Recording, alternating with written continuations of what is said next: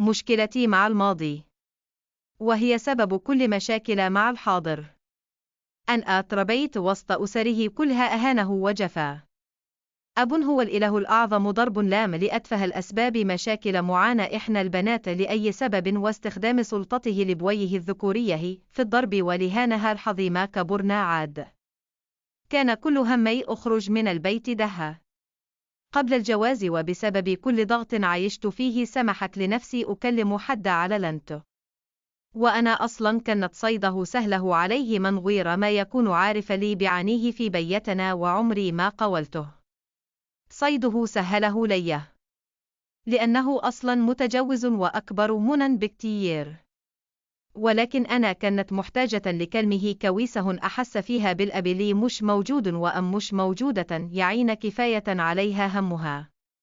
وبعدها جيه لبيت واحد يتقدم وكان برضو كبير في السن. كل ده وأنا أصلا 26 سنه، بس بالنسبة لي حوالي كبرت ومش بنت حسب ونسب ولا شكلي متوسط، فكانت خايفها أقضى عمري كله وسط البيت لي كله أهانه وعدم أمان. والأهم كانت قرفوانه من نفسي أني بعمل حاجة غلط بكلامي مع الشخص اللي كانت بكلمه. ووافقت اتجوز ألي أكبر منى ب17 سنه، إنسان كويس، بس حست معاه إن واحده عندها 50 سنة. مسؤوله عن الأكل والشرب والعيال وبس. كل ده خلال 5 سنين. شبابي راح.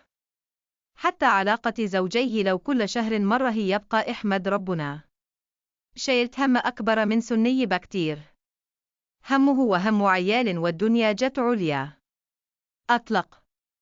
طب روحوا فين؟ ارجع لأهل أذل نفسي وعياله. اسكت. طول الوقت بفكر وأزعل نفسي ولي جرال.